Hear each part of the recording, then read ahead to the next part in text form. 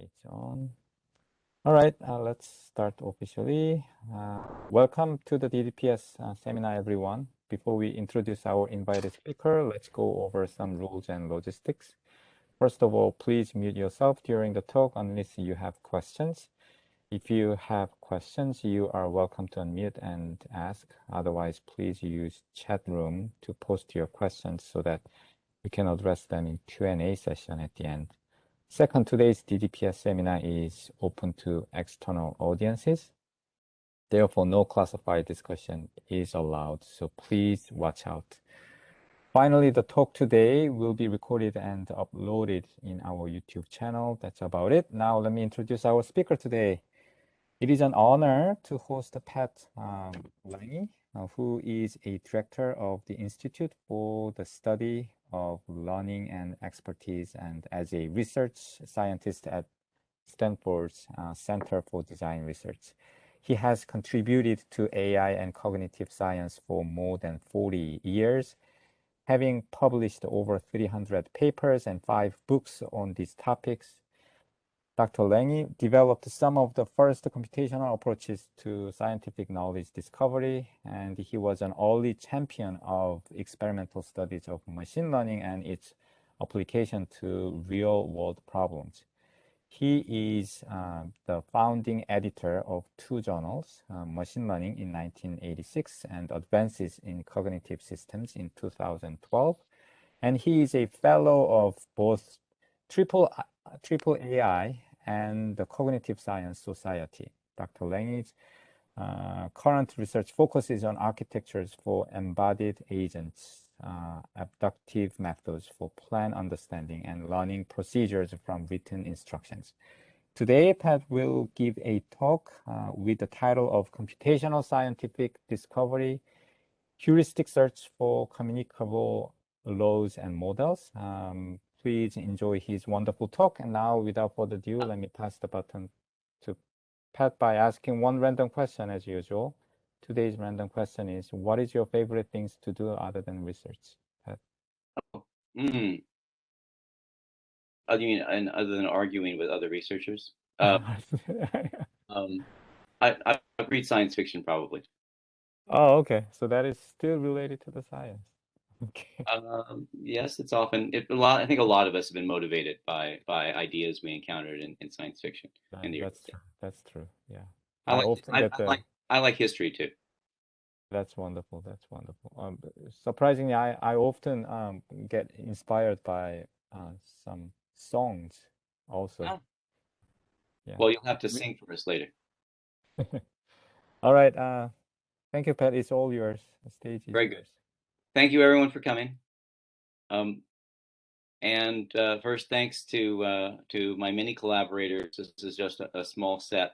I know Luke Chotodorovsky is signed in, so if you have any questions for him and you run out for me, you can ask him later. And my funders, many funders over the years. This talk is broken into 2 major parts. The first is largely historical, and the second is about more recent research that I've done. So I'm going to give a lot of background, and one of the reasons I'm doing that is because this topic has suddenly become, over the past 5-6 years, become getting a lot of attention. But many of the people who are working in the area don't seem to be aware of the 40+ years of research on it. So some of it is, I think, a very important review. So I think we would all agree that science is a unique activity. It's there are other areas of human life where we try and understand things or make progress, but science is distinguished by a reliance on formal laws, models, and theories of observations. And I'm thinking about things like Kepler's laws of planetary motion, Newton's theory of gravitation, the Krebs citric acid cycle, Dalton's atomic theory. And we typically refer to the activity of finding these kinds of accounts as scientific discovery.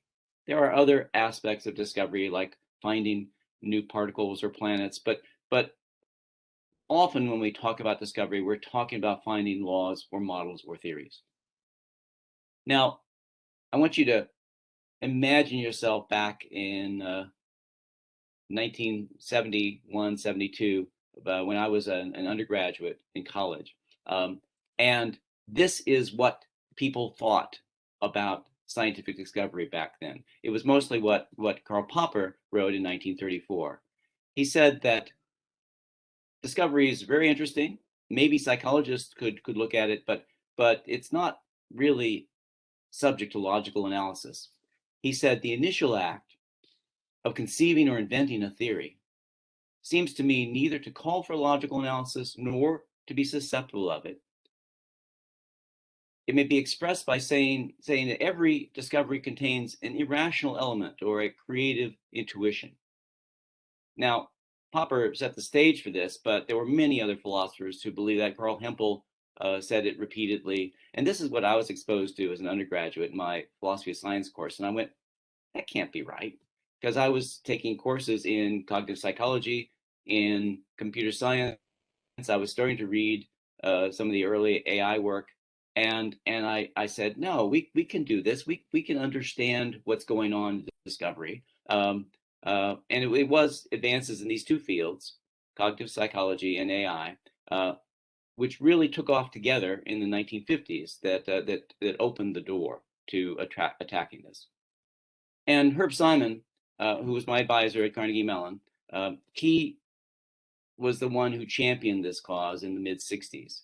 He said, well, scientific discovery isn't really that mysterious. It's really a form of problem solving, which he equated with search through a space of problem states that are generated by applying mental operators, and they're guided by heuristics to make that search tractable. Much like exploring a maze where you're trying to find your way to the end, and there are certain rules, heuristics like keep your hand on one side and so on, that will help you get to the end.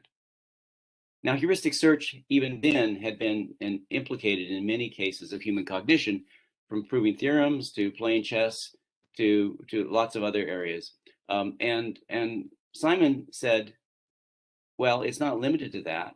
We can apply the same ideas to explain what's going on in scientific discovery, not only to model how humans discover new scientific knowledge, but how to automate that process in running computer programs. So here's the generic task. Okay, you're given a set of scientific data or phenomena. It doesn't have to be numbers that you want to model, to account for. You're also given, in some sense, a space of candidate laws or hypotheses or models, and that those are stated in some established scientific formalism. And we're going to come back to this later because it's a very important point that distinguishes work in this area from pretty much everything else in machine learning. And you're also given knowledge about the scientific domain and maybe heuristics to help you guide search. And the output, the result, what you want to find, are laws or models that describe or explain the observations. And of course, you want them to generalize to new cases, but first you gotta handle the observations you got. And I'll discuss later the distinction between description and explanation, which is a standard distinction in the philosophy of science. Anyway, Simon said, hey, we can develop AI systems that carry out heuristic search through a space of alternative laws or models or theories, and that's how we're going to account for discovery. Well, you all know this story, right? This is Albert Einstein and his discovery of E equals mc squared, where you can see that he was doing systematic, careful search through the space of hypotheses until he finally got a clue as to what the solution was. This is not actually how Einstein found it, but this is an example of a very simple kind of search called generate and test. I don't think that's what human scientists use very much, but it does. If you have trouble remembering the idea of discovery as search, you can think back to this Gary Larson cartoon. So I went to Carnegie Mellon in 1975 specifically to work with Herb Simon on scientific discovery. And by the end of the decade, I had developed a system that incorporated his ideas. It carried out search through a space of theoretical terms. It used mental operators that combined old terms into newer, higher level ones. it guided its search by heuristics that noted regularities in the data, and it applied those recursively to formulate higher level explanations. I call the system Bacon because it was named after Sir Francis Bacon because it adopted a data-driven approach to discovery, and I showed that it could rediscover laws from the history of physics and chemistry. Here's a very simple example, and this is going to look trivial to you. I'll tell you, at the time, people were telling me you couldn't do this. Okay, and this is again in the late 70s. Here are some data from Borelli on the distance of Jupiter's moons from the primary and their periods, and you might notice that the distance and the period are increasing with each other. That might suggest that if you should look at their ratio, because it might be that they increase together because the ratio is a constant. In fact, it's not. But now if you look at d over p and d, you find that one goes up as the other goes down. So that suggests you might look at their product. That's also not a constant. But if you look at the product of these last two, d cubed over p squared, that is more or less a constant. And Bacon would say, I found a law here. It wouldn't stop there. In cases where it had experimental control in a simulated environment, not a real lab, it could vary one variable at a time, and it could build higher and higher level laws. For example, for the ideal gas law, it might hold the number of moles and the temperature constant, and vary the pressure, and it would find the volume change, and that would lead to a law PV is the constant. It would get different constants for different numbers of moles, and it would then say, well, let me relate the number of moles to this constant. It's not a constant anymore, it's varying. And it would find this C over N as a constant. And then it would vary temperature, and it would find this law, which is equivalent to the ideal gas law. So using techniques like that, Bacon was able to reconstruct from small amounts of data a bunch of numeric laws from the history of physics and chemistry, mostly physics.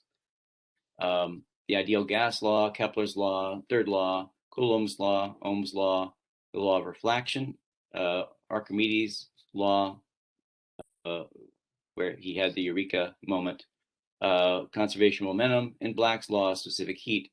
You'll see that these are really not very simple forms, right? So it's not, you can't do this with, say, linear regression. Although I assure you, people at the time said, why are you doing this? This is just regression.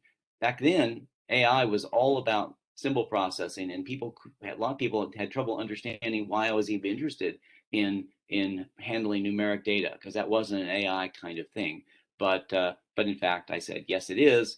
And if you think about it, the interesting thing here is not the parameters. The interesting thing is the qualitative structure of these laws. That's what the system was searching. So although it was in some sense doing regression, I think it was much more interesting than classic statistical approaches. Now, I did this work. I continued to work on it on Bacon or various extensions of it for some years, but other people picked up the torch too and ran with it. And here's a list of systems that were developed over the following 20 years that were, I would all say, directly inspired by Bacon. And I won't go through them all or say which ones are the most interesting. I will mention one here, RF5, which was Kazumi Saito's thesis work in Japan. And as far as I know, that was the first time someone used neural network technology to search through a space of numeric laws, again, inspired by the Bacon work. So if you're doing deep learning for equation discovery, you should be citing his early work. But these last ones, I'm not gonna. I'll talk more about later, because they move beyond simple equation discovery to what I would call a kind of model discovery, in particular for differential equations. And we'll return to that later.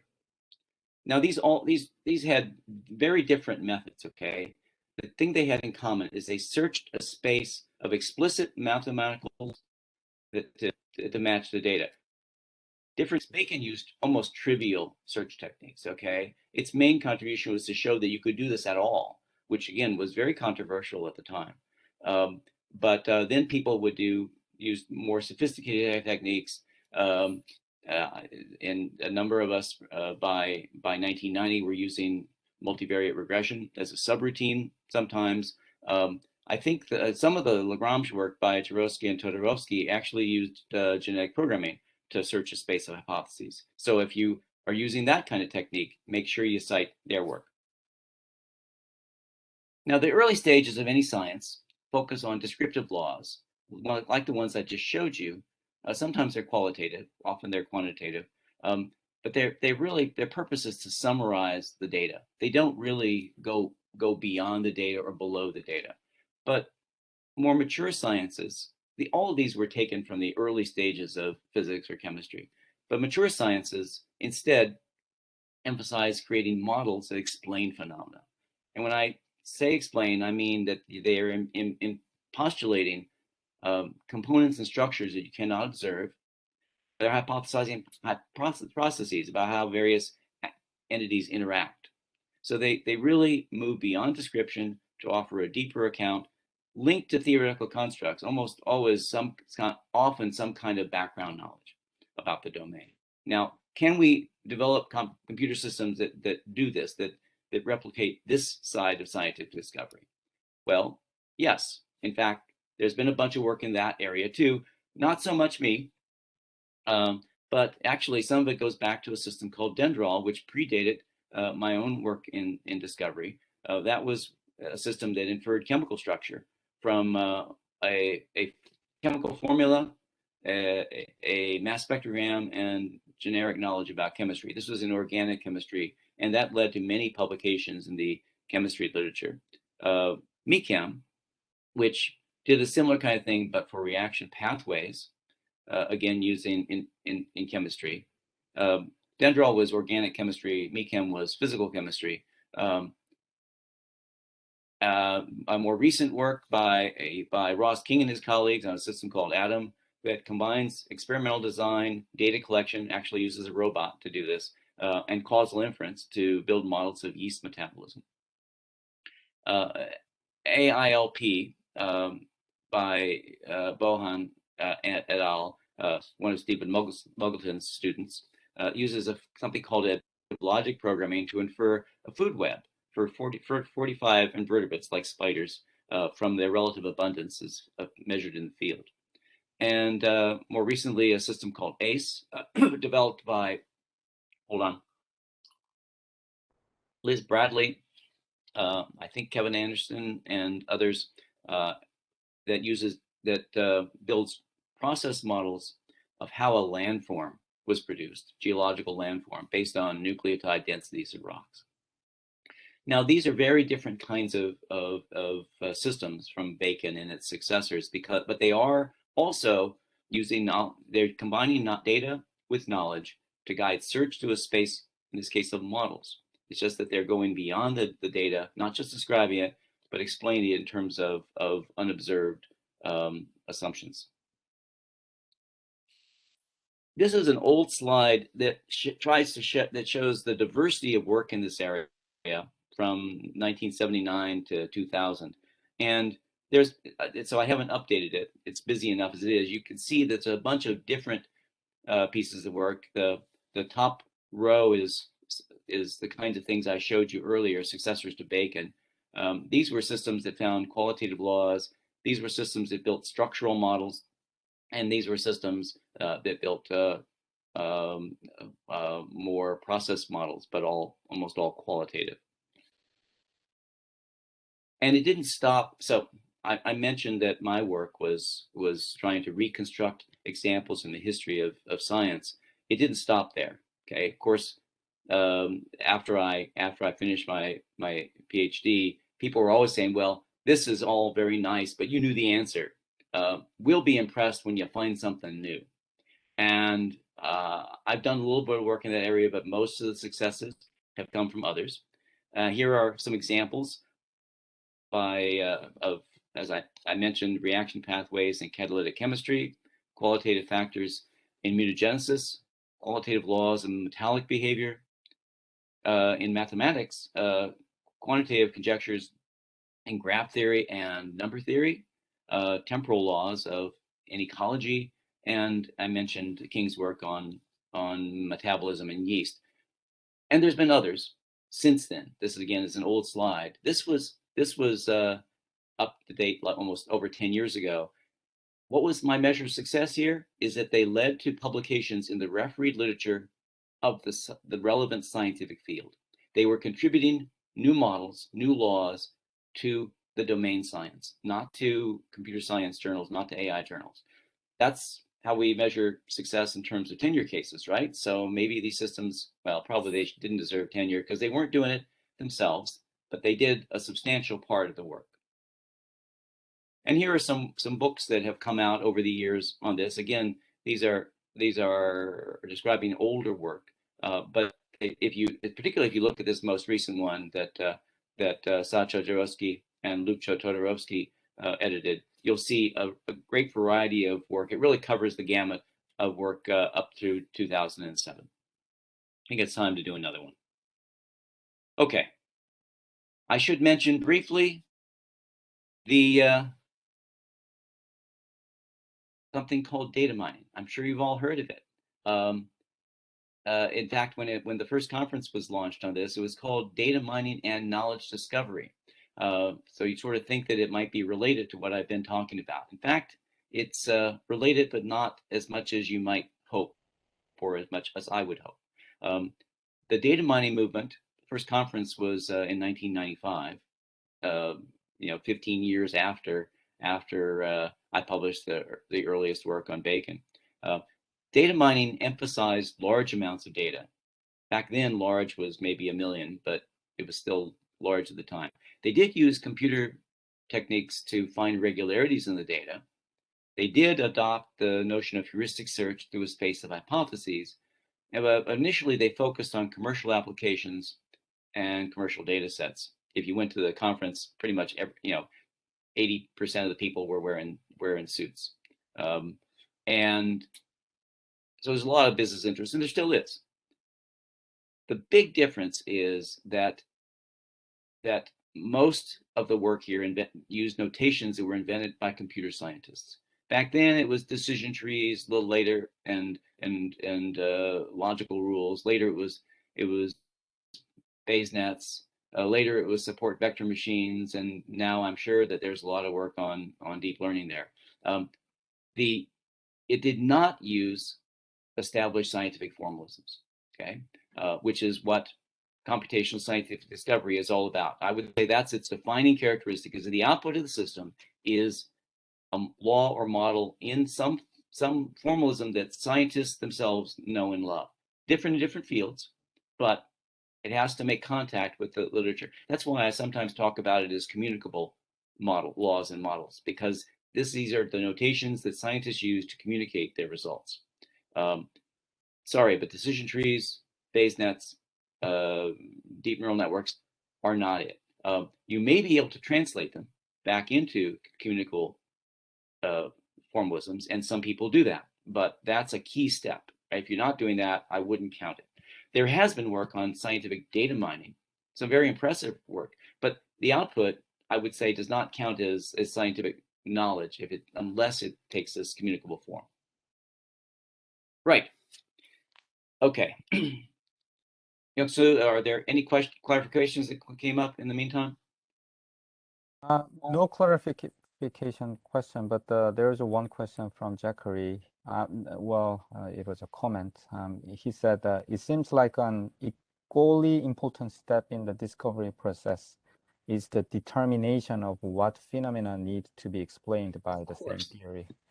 Of course. Yeah. So that just brings back so many memories, okay? Because I'll tell you, when we first published this work, we started in the late 70s and early 80s, and especially after we published our 1987 book on scientific discovery, there were lots of naysayers who would say, oh, well, what you've done is very nice, but isn't the real problem of discovery X or Y or Z? Whatever, always something we had not done. It was, well, you have to pick what variables you're going to relate.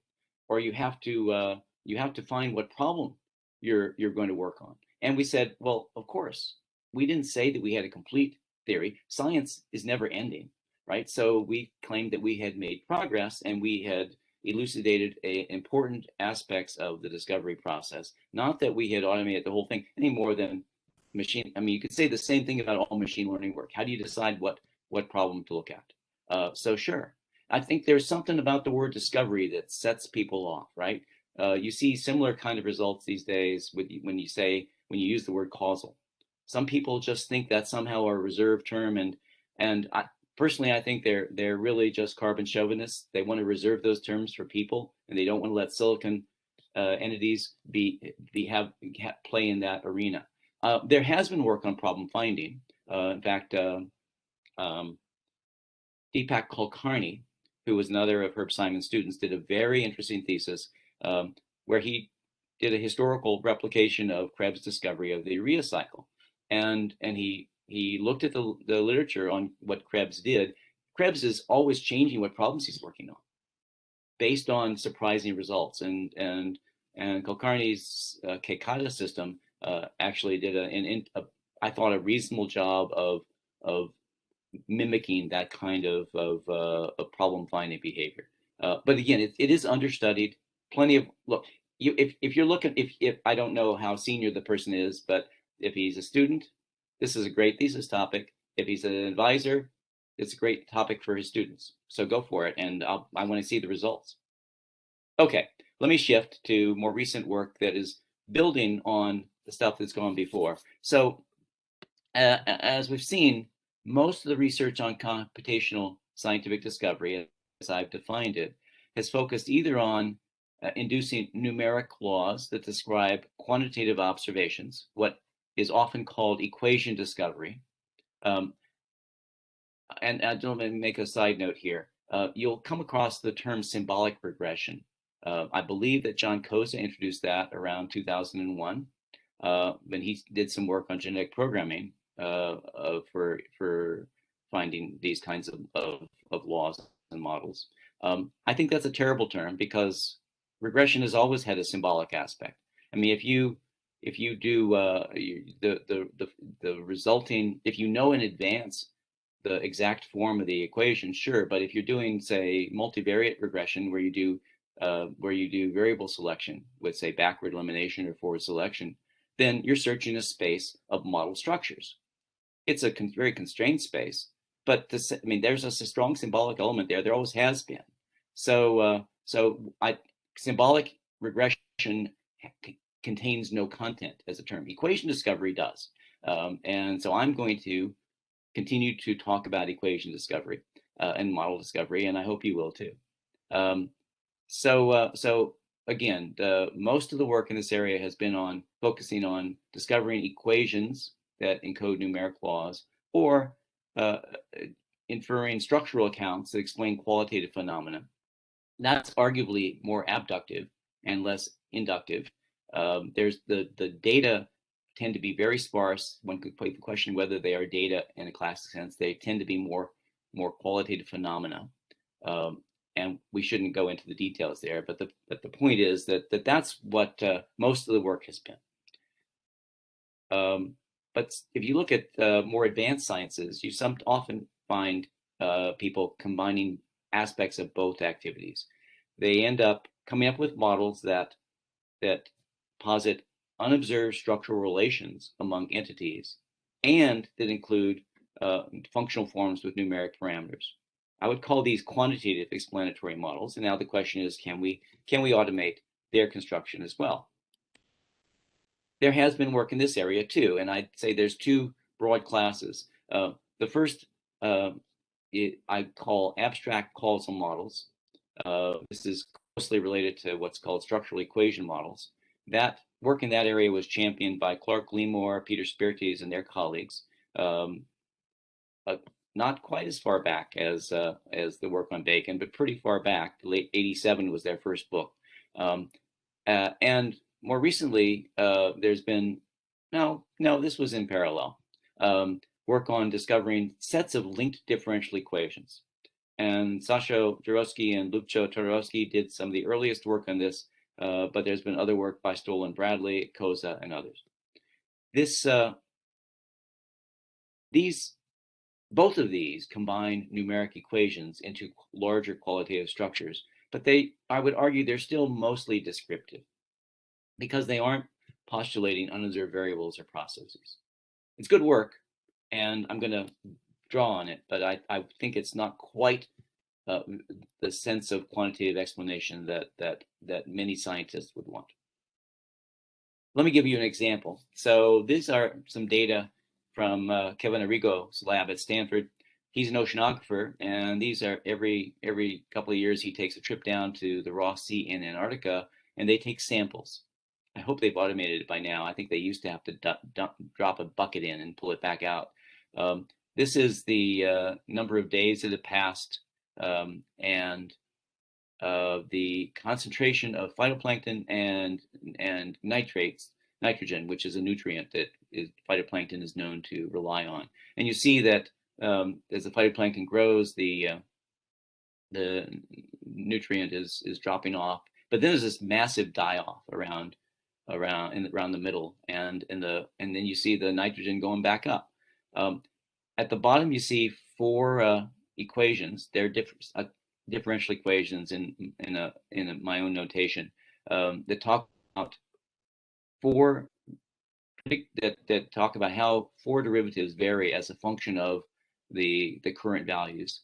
And notice that two of them, that detritus and zooplankton, are actually not observed, but they're still part of the model that you have. Then this is a model that will actually reproduce these data pretty well. So this is again an example where this looks like finding linked differential equations, or difference equations in this case. But there's more, because if you read papers by people who do this kind of work, by ecologists and oceanographers, they'll tell you a story like this. They'll say what's really going on is that as the phytoplankton uptakes nitrogen, absorbs it, it grows, that reproduces, the concentration increases and the nitrogen decreases. That continues until the nitrogen is more or less exhausted, and that leads to this massive die-off. That produces detritus, dead material, that gradually breaks apart, remineralizes to replenish the nitrogen. It may also be true, this is more iffy, that zooplankton grazes on the phytoplankton, and that slows down the phytoplankton's increase, and it also produces detritus. That story suggests that you want to move beyond just describing and predicting these curves. Okay, you want to get at these sound like processes to me, and in fact, you can identify parts of the model that correspond to them, right? So this first part, right, phytoplankton uptakes nitrogen, that leads to its concentration increase and nitrogen decrease. That is associated with these parts of the model. And this last part is associated with these parts of the model. Right? So the process is not a single thing; it's a set of things that are happening together, but it's not the entire model. Right? So the model is the collection of these things. So we took that idea, and again, this was building on previous work that Lubcho and Sasha had done, and the idea actually came out of discussions with them. We said we can restructure this into a set of processes. And here was the notation we came up with initially. This is what we called a quantitative process model. It's actually influenced also by work by Ken Forbes, who had developed a qualitative process language. And this is very much like his notation, except it's got functional forms and numeric parameters in it. And so this is a process for phytoplankton loss, and you can see that it says how much the phytoplankton is going down and how much detritus is going up. This is zooplankton loss, zooplankton grazing on phytoplankton, nitrogen uptake, and remineralization. And so turns out you can, if you assume that their effects are additive, you can end up with a model like, and a differential equation model like this. Okay. The idea here is that each process is saying that certain terms in the equation stand or fall together. You could remove this one about zooplankton, right? All the highlighted ones here, without touching the others, you'd still have a viable model. It might not fit the data as well, but it would be a different model with one less fewer process. Okay, so now we come to the task as we formulated it, what we call inductive process modeling. That's where you have multivariate time series.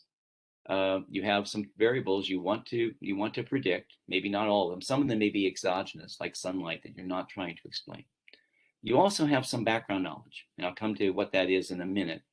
And then you run that through your inductive process modeler, and out comes one or more models that not only fit the data, but that explain it in terms of these unobserved processes. Right? They are differential equation models, but they are more than that.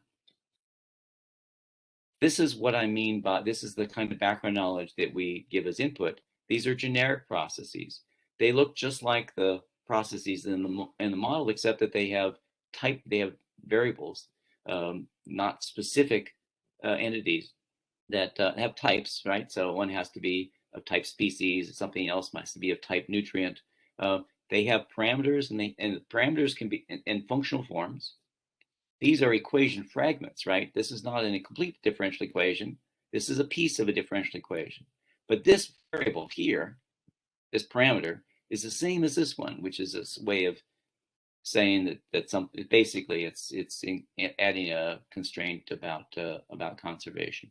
So in early runs we did, we had about 25 generic processes like this, with, for example, different functional forms for loss and grazing. Those are the building blocks out of which we're going to build models. You might think that ecologists would have agreed on what the processes actually are. They don't. There's at least 10 different functional forms that are still actively used to model, say, grazing processes. So it's and perhaps different ones are applicable in different settings. We don't know. So we built a system called SCIPM. IPM is inductive process modeling. The SC is about adding structural constraints, which I will not talk about today because I don't have time. But here's how the system works. It would use that background knowledge, the generic processes, to generate process instances. These were fully instantiated ones with particular variables plugged in, but without the parameters, right? It would then use that to generate all possible model structures. And for the kinds of, that might be 3,000 or 4,000 model structures. That's what we were working with in the problems we were looking at. Again, it would reject some if they violated constraints, but it was still a pretty big search space. For each candidate structure, it would then use gradient descent search to try and estimate the parameters. To do that, it would actually run the model with some sample parameters. It would get an error score, and then it would take a gradient descent step. Now, keep going until it reached a local optimum. And then it would do random restarts because sometimes it would get stuck. And then it would return the one or more parameterized models ranked by the error score, for example, the mean squared error. And that led to positive results on a number of domains, data sets. Again, a lot of this work was done. This was done with Will Bridewell, Lupcho Todorovsky, and Sasha Jaworski, and in some cases others. The raw C data that I told you about, and we did actually get good generalization to a second year, not shown here. This is some laboratory data from Paramecia. One was eating on the other, protozoa.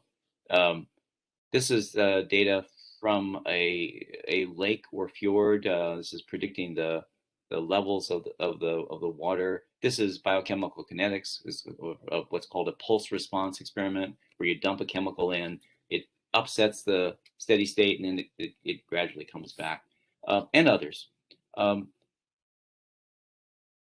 so you can see that you can get not only a variety handle a variety of different scientific domains, but different kinds of behavior this way, which that shouldn't surprise you because differential equations are a powerful way of encoding models. We also extended the framework in multiple dimensions. We built versions that revised models rather than build them from scratch. We introduced hierarchy to try and constrain the search. So you have processes and sub-processes. We didn't have major overfitting issues, but we did show that an ensemble-like method using something similar to expectation maximization could improve results. And also we could use that for, ensembles are different. Ensembles is a kind of model averaging, but we found a way to keep them interpretable. And we also used a variant on expectation maximization to handle missing observations. So again, this was arguably a success, but there were issues. And it's always great when you can write a critique of your own work before someone else does. That's what we did in 2015. Adam Arve was a PhD student working with me at Auckland when I was there. And there were a number of problems with the systems we had built, not just the one I told you about, but the whole family. One was that it had to evaluate full model structures. So again, I told you that it would generate all possible, maybe 4,000 model structures, and then it would have to estimate the parameters for each one. Well, that's not what Herb Simon was talking about when he said scientific discovery is heuristic search. That was exhaustive search, and we got to be able to do better than that. It might not be so bad for simple models, but it doesn't scale ultimately. But perhaps more surprisingly is that because we had to do simulation of each model repeatedly in order to do gradient descent to find the model parameters, turned out that took 99.99% of the CPU time. Plus, we had to do random restarts to reduce chances of local optimum. And so, and despite that, sometimes it would still not find a good fitting model. It wasn't as robust as we wanted. Now, the reason why we were doing this at the time, and it made sense, was that, and this is, I don't know for sure about other recent work in this area, but we were allowing for variables that were not mentioned at all in the data, right? Completely unobserved. And so you had to, as part of this process, the repeated simulation, you would estimate the values of these unobserved variables. And we were handling nonlinear differential equations. So we were tackling some hard problems. The parameter estimation methods at the time were not sufficient for it. It was just too much. And I asked 4 or 5 experts at Stanford how we should handle this, and they always said, "Oh, we do it this way," and that didn't work. Lubcho can tell you, we tried many techniques that were not working for us. Finally, in 2015, we came up with a new approach, and it, as often, it involved rethinking the problem and simplifying things, at least temporarily. So we said, let's assume that processes only have algebraic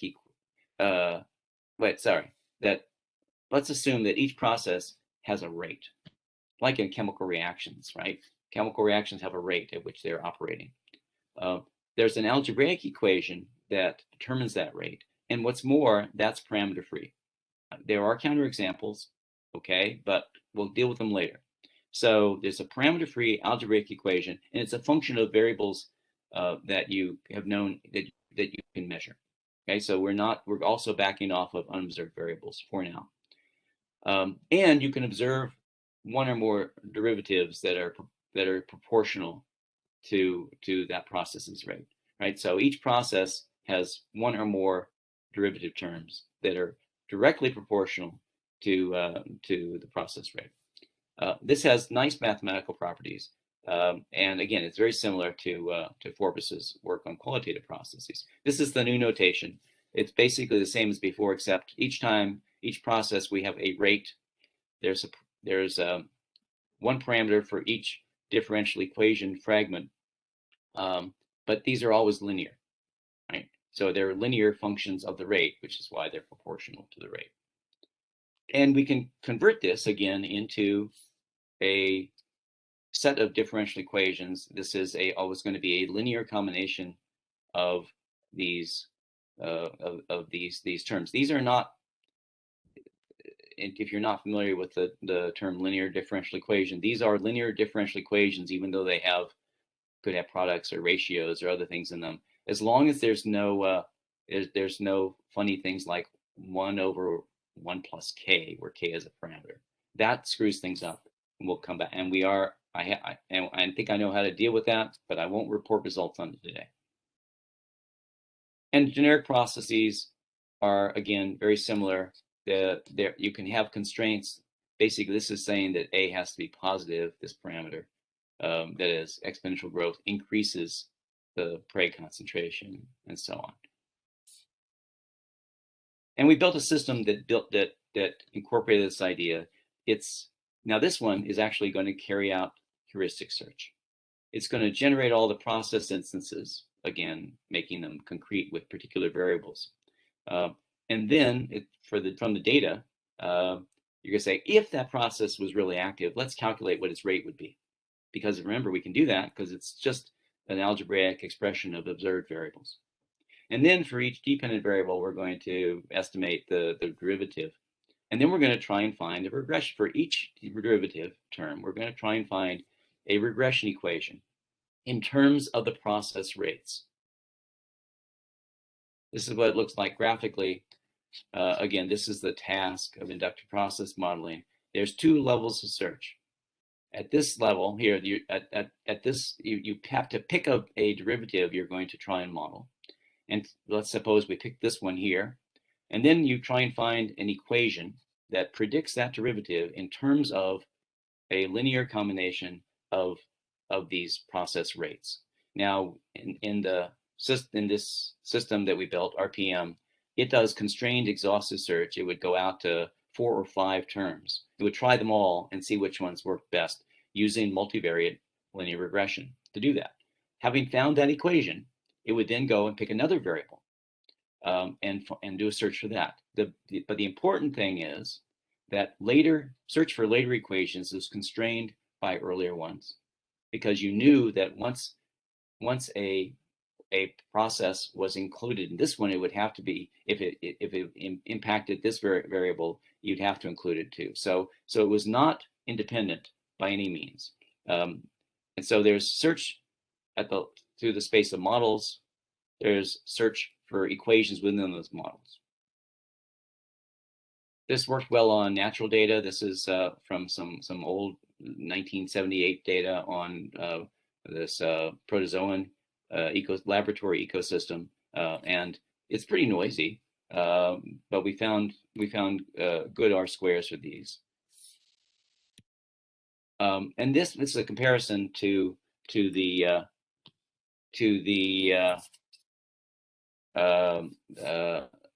older Skipum system. This is showing you how variable our exhaustive search system was, right? So it was we varied the number of restarts we did. This was actually for, I think, a 3 variable model.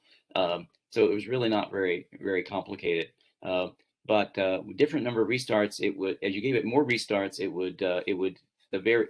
would be more often, it would find a good fitting model. But sometimes it was a big spread, and it was always taking a lot of CPU time, again, because we were doing these parameter estimation rates. They were doing simulation runs again and again and again. Some people these days like to have use as much CPU time as possible. That's not our style. I think that we could do better. And so we then compared that to the new system, and it would run different speeds at different times, but it was always it was like almost 1 million times less than the old system. And it was invariably getting really good fits to the data. Now, this was on small data set, and the small models, but it clearly would scale better. And here we show that as you increase the number of variables, this is the synthetic data with 10% noise. Then as you vary the number of generic processes, that's the background knowledge, and number of variables, it grows slowly, although it looks like it's faster than linear. So I'll come back to that. And just to convince you that this can do non-trivial tasks. These are, again, synthetic data from a 20 species predator-prey ecosystem where one fish is eating the next fish and so on. But we don't tell the system what order they are. And it can reconstruct the predator-prey relationships and the parameters from data like these. I'm going to skip over some work on model revision that I did with Adam Harvey. I just did want to show you that here's an initial model, synthetic model. Here are the changes we made. We added a couple of terms, one process, and changed a couple of variables. You can see how different the curves are, but the system's able to recover and adapt the model, only changing the things that need to be changed. And more recently, we've extended the RPM to another system that does selective induction of process models. We call it SPM. That delays binding of variables in the generic processes until it finds evidence of a relationship. It deals with, it's able to handle more complex equations because it actually does heuristic search through the space of regression equations using a kind of backward elimination. That by itself isn't enough. Turns out that the variables here are highly collinear. I mean, massively collinear. And so if you have more than 10 variables, predictive variables, classic methods won't work. So we have to do sampling in order to keep the number of variables small. And it finds multiple equations for each dependent variable, and then it searches for ways to combine them into consistent models. I anticipate that I'm running a little late, so I just want to show you that this is a chemical reaction network that the system was able to reconstruct from synthetic data. So the older RPM, the original system, could not have handled this. This is showing how the backward elimination combined with sampling of the process rates leads to much better scaling as you increase the number of basically the number of terms for each differential equation. So this is just fine up to 10 CPU wise, right? Whereas the old system was clearly blowing up at that point, and getting much more robust results. The older system, the early RPM would sometimes get hit dead ends because it was basically doing greedy search through the space of models at the model level, and it's and the new system is doing much better on these synthetic chemical data sets.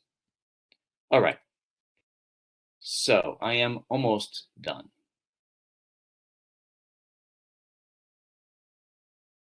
So I said some of this along the way, but let me repeat it. This is building on lots of earlier work.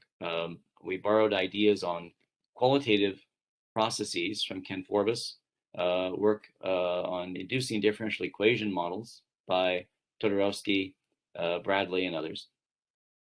The generic notion of heuristic search, which goes back to Simon, I don't mean just for discovery. I mean, he and Newell were the first champions of heuristic search in the AI revolution, and multiple linear regression, which we use as a subroutine. Also, notions of delayed commitment in search and feature selection. I mean, this is bringing together a bunch of things. I told you that we had made some simplifying assumptions in order to make this progress, and we did. I didn't want to because we thought we had this nice general framework. It was just too unconstrained. So we need to extend the system to handle rate expressions with parameters like 1 over 1 plus k. I think we can do that using a form of gradient descent to estimate them, the parameters. You can't use straightforward multiple linear regression anymore. Dealing with unobserved variables, I think we can use an EM-like method, an iterative optimization method, to try and estimate those, as we did in some of our earlier work. And I've done a little bit of work on discovering entirely new processes. You don't really want to have to tell the system in advance what all the generic processes are. But I think that's the biggest problem and the most exciting one. I'd love to talk with someone if they know how to do that. Plenty of promising applications in finding reaction pathways in biochemistry, like metabolic pathways. Understanding the ecological dynamics of human microflora, which are basically ecosystems of hundreds of different bacteria. Of course, a topical area would be better epidemiological models of contagious diseases. Clearly, we aren't doing very well at predicting them right now. But not just discovery, okay? I'm really, these days, fascinated in the flip side of it, which is design. If you think about design, it's really, you're trying to discover a model that would, if it existed, you're trying to design a situation that would behave in a desired way rather than the observed way. In fact, Lupcho and Sasho have actually done some work in this area, and maybe he can talk about it if he comes to the seminar. But I think you could apply that for chemical production, for finding metabolic pathways, for synthetic biology. I think that those would be great applications. Okay, to summarize then, inductive process modeling is this promising approach for discovering a particular class of scientific models.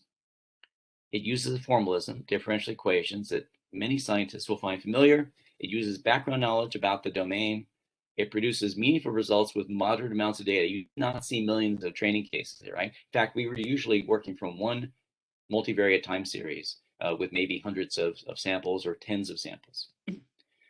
It generates models that don't just describe the observations, but explain them in deeper terms. And we have methods now that scale well to many processes and to complex models.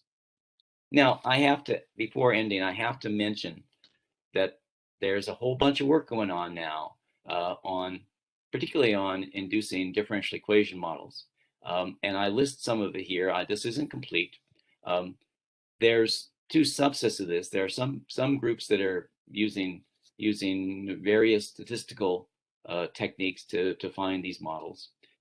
There are others who are using deep learning of deep neural networks, which of course you could argue is statistical, but of a different type than usual.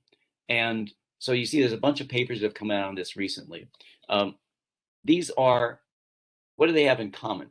Well, they are searching a space of models stated in scientific formalisms. Some of them, for example, this work here by Cranmer and Battaglia and others, they use graph neural networks, but then they convert the result into interpretable differential equations. The others use different approaches, but they share this. The other thing they have in common is they don't cite our work, or Lupcho and Sasha's work, or very rarely do they.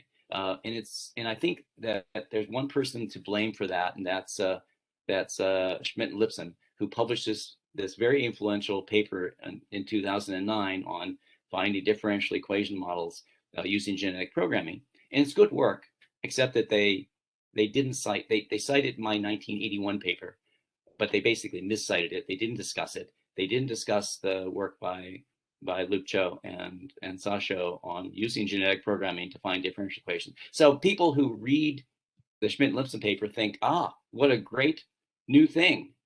It's good work, but it wasn't new. And I hope that you will take this as motivation to go back and read some of the older literature. I do think the other thing that these have in common is I can't understand them. Okay, these papers are generally so math heavy, and I mean I was a math major, but they are so math heavy that I have trouble parsing them. And so I may ask if anyone's interested in giving me a tutorial on what's really going on here. I would love to learn, because it's clearly important work. But the style of papers, if you read papers by me or the Slovenian group, they will have a very different feel. I actually believe you'll be able to understand how their systems work and to reconstruct them. And these, I think it's more difficult. Last comment. we all hear about big data. I've been hearing about big data since the late 80s, when big data was much smaller than it is now. There's lots of companies and funding agencies who want to fund work on big data. I think that that's an important issue, but there's been lots of progress on it. I don't think that's the real issue. There are two other issues we have to make progress on. One is scaling to large and complex scientific models, ones with hundreds or thousands of variables in them, and scaling to large spaces of models, right, where there's thousands or millions of candidates that we have to search. Work on those areas, on those two areas. And I think if you look at what I talked about today, you'll see that I was addressing those, not so much the big data thing. I don't think there are still plenty of scientific disciplines where we don't have big data, but we do have big complex models, and we do have big model spaces. Okay, there. So scientific discovery is not mystical, despite what Popper said. It's not irrational. We can even study it and partially automate it. We can view it in terms of searching a space of laws or models, using operators for generating structures and parameters, guiding search, not only by the data, but also by knowledge. And we can discover those laws and models stated in formalisms that are familiar to scientists. There have been lots of successes here, and I hope that I've excited some people and you will join us in this effort. Here are some classic publications, and this is the slide to honor Herb Simon and Jan Zitkoff, both of who did some of the earliest work in this area and who combined ideas from computer science, psychology, philosophy, and statistics. I think they were great role models. Thank you. Thank you so much for the great talk, Pat. That was a wonderful talk. I liked it. We have one more question from the chat room. It was from the Andrei Filipov. He said, the structure of many physical laws mentioned in the talk followed from dimension analysis, including Buckingham's pi theorem. Does your approach account for dimensions? And he has, do you want to answer that first? Because he has a follow-up. Hold on, I'm still trying to find the, there it is. Okay. Right. I'm not seeing that question, but I'll answer it anyway. So the answer is that, of course, these are physical laws, and they're going to follow the rules of having that the dimensions have to balance, right? There has been some work on using dimensional analysis to constrain the search. For those of you who don't know this, I mean, in aeronautics, of course, it was expensive to build wind tunnels and to build models of aerodynamics. And so some smart people decades ago realized that you could take knowledge about the dimensions to many different experiments would map onto one point in a dimensionless space. But that's not quite what I don't think that's what the question was about. It's about, can you use knowledge about dimensions to knock out candidates? The answer is yes. One of the early systems developed by Mitch Kokar that I cited early on, he built a system for equation discovery that did that. I actually, when I was in grad school, I wrote a paper where I did that. And I showed that you could rediscover Newton's law with one data point, but I didn't get accepted, and people didn't seem interested at the time. So no, fine idea. To my knowledge, there's very little that actually, at least of the work that I covered, very little work that does that. Luke Joe may know otherwise, or someone else may know. There may be some of the more recent work. The recent work on deep learning for equation discovery, or quote symbolic regression, may do that because there's a lot of interest in incorporating ideas from physics. I just don't know. Okay, so he has a second question, again from Andre. Physical discovery explains a set of phenomena observed before and shows a way for further research within a corresponding field, such as physics, chemistry, biology, etc.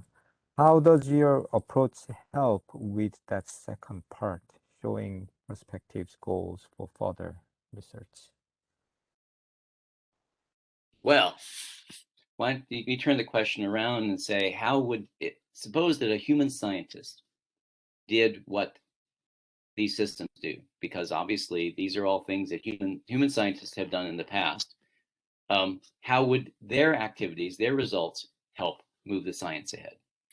I mean, clearly science is not it's not like batch processing. Even Bacon, which was incremental, it would take in a few things at a time, was basically you gave it some data and it gave you some equations, right? And that's how these systems generally work. That's not true for all of them.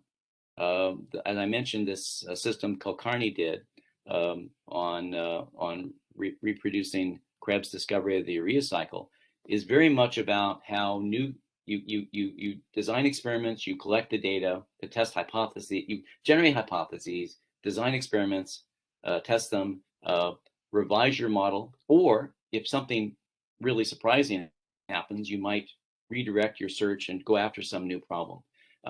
You find a similar kind of thing happening in the work by Ross King and his colleagues on this it's a closed loop process that discovers yeast metabolism, models of yeast metabolism. And so there are examples like that, but they tend to be coming up with qualitative explanatory models. I haven't seen anything like that for either equation discovery or quantitative explanatory models. It could happen. If I was going to do that, I would look for something like that, right? So there might be residuals in that you're not explaining. So you look for some new factor that could explain why there's this blip here. That would be a more incremental process. But again, that's rarity in the literature as far as I know. But it's fine. I think that I'm interested in how people do things, and certainly if you want to build a system that does support scientific discovery over the long haul, you're going to have that kind of closed loop character to it. Okay, thank you so much for the answers, Pat. Let me Don't just ask, do you usually get more questions than this, or did I lose everyone because I went on too long? Oh well, I mean, yeah, well, it's obviously over time. We are 10 minutes after the scheduled time, but I didn't want to stop your talk because I want to have the I want to have No everything problem. prepared. Yeah. Well, if So anyone wants to stick around afterwards, I'm happy to talk, or you can send me email. And you can find me on the web. right. Email address langley@stanford.edu. And you can find lots of papers on this kind of stuff. Sounds good. Yeah. Thank you for coming. Thank you. Thank you so much. That was great, Pat. Thank you. Good. Okay, let me stop the